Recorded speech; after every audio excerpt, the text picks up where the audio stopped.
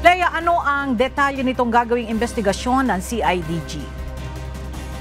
Magandang tanghali sa iyo, Ella. Makikipag-ugnayan na nga ang PNP Criminal Investigation and Detection Group o CIDG sa Philippine Amusement and Gaming Corporation o PAGCOR upang kumuha ng iba pang detalye kaugnay sa binanggit ni dating Brigadier General Raul Villanueva sa Senado na mayroong dating Chief PNP na tumatanggap umano ng payola mula sa Pogo at umano'y sangkot din sa pagpapatakas kay Alice Go.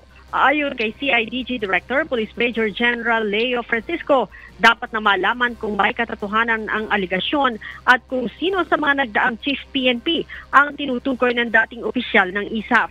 Sinabi pa ni General Francisco, apektado ng naturang aligasyon ang buong hanay ng pambansang pulisya at ang PNP organization kaya't importanteng matuldukan ang naturang issue.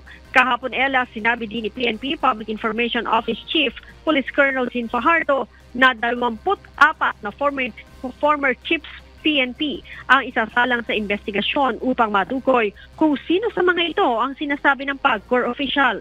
Sinabi din ni General Marbil na wala silang sasantuhin at agad nakakasuhan sakaling mapatunayang totoo ang aligasyon. Ella?